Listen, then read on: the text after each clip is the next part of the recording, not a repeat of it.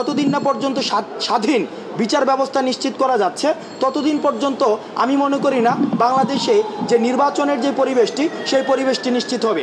সাংবিধানিক অন্যান্য যে প্রতিষ্ঠান রয়েছে, আমাদের যে নির্বাচন কমিশন রয়েছে, আমরা দেখেছি সেই নির্বাচন কমিশনের আন্ডারে 2014 সালে হয়েছে আমাদের একটি সিলেকশনের নির্বাচন।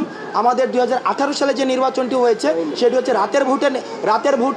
2024 সালে যে নির্বাচন হয়েছে সেটি হচ্ছে ডামি ইলেকশন, অর্থাৎ যেই নির্বাচনের মধ্য দিয়ে এই তিনটি নির্বাচন হতে পারে একই বিদ্যমান নির্বাচন কমিশনের মধ্য দিয়ে আমরা কখনোই বিশ্বাসযোগ্য নির্বাচন করতে পারবো না। সুতরাং এই নির্বাচন কাঠামোর আমরা মনে করি পূর্ণাঙ্গ পরিবর্তন প্রয়োজন এবং মানুষের যখন এই প্রতিষ্ঠানগুলো উপর আস্থা আসবে তখনই আমরা মনে করি রাষ্ট্র সংস্কারের প্রাথমিক কাজ শেষ হবে এবং একটি নতুন করে নির্বাচন দেওয়ার পরিবেশ তৈরি হবে এবং ঠিক তখনই আমরা মনে করি অন্তর্বর্তীকালীন সরকার, যেটা আমরা মেটাফরিকভাবে 16 মাস বলছি, এই 16 মাসটি শেষ হবে। আপনারা পোলাইটলি, আমি আবারও বলছি, উগ্রতার সাথে নয়, আপনারা বিনয়ের সাথে হসপিটাল কর্তৃপক্ষের সাথে সরাসরি কথা বলুন, কথা বলে আলোচনার মধ্য দিয়ে সমাধান করুন। কোনো ধরনের উগ্রতা, কোনো ধরনের চাঁদাবাজি, কোনো ধরনের দলবাজি, পদত্যাগে বাধ্য করা, এই বিষয়গুলো করে আপনারা হসপিটালের যে স্বাভাবিক কার্যক্রম রয়েছে সেই স্বাভাবিক কার্যক্রমকে ব্যাহত করবেন না। সেটি হচ্ছে যে দেখুন, গত 16 বছরে আমাদের যে সাংবিধানিক প্রতিষ্ঠানগুলো রয়েছে এবং গণমুখী যে সেবা খাতগুলো রয়েছে সেগুলোকে ধ্বংস করে ফেলা হয়েছে। অর্থাৎ আমাদের যদি প্রথম যে খাতটি দেখি, আমরা গত 3 দিন ধরে ক্লোজলি আমরা স্বাস্থ্য খাতকে অবজার্ভ করছি।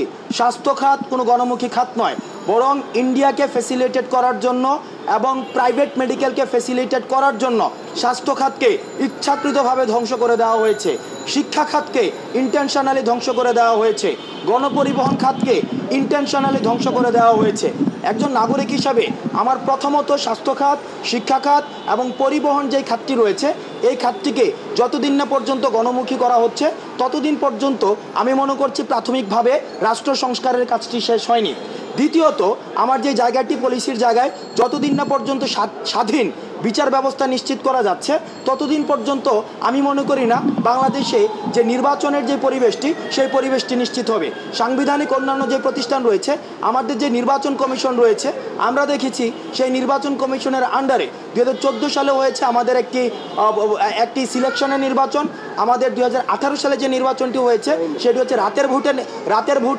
2024 সালে যে নির্বাচন হয়েছে সেটি হচ্ছে ডামি ইলেকশন, অর্থাৎ যেই নির্বাচনের মধ্য দিয়ে এই তিনটি নির্বাচন হতে পারে একই বিদ্যমান নির্বাচন কমিশনের মধ্য দিয়ে আমরা কখনোই বিশ্বাসযোগ্য নির্বাচন করতে পারবো না। সুতরাং এই নির্বাচন কাঠামোর আমরা মনে করি পূর্ণাঙ্গ পরিবর্তন প্রয়োজন এবং মানুষের যখন এই প্রতিষ্ঠানগুলো উপর আস্থা আসবে তখনই আমরা মনে করি রাষ্ট্র সংস্কারের প্রাথমিক কাজ শেষ হবে এবং একটি নতুন করে নির্বাচন দেওয়ার পরিবেশ তৈরি হবে এবং ঠিক তখনই আমরা মনে করি অন্তর্বর্তীকালীন সরকার, যেটা আমরা মেটাফরিকভাবে 16 মাস বলছি, এই 16 মাসটি শেষ হবে।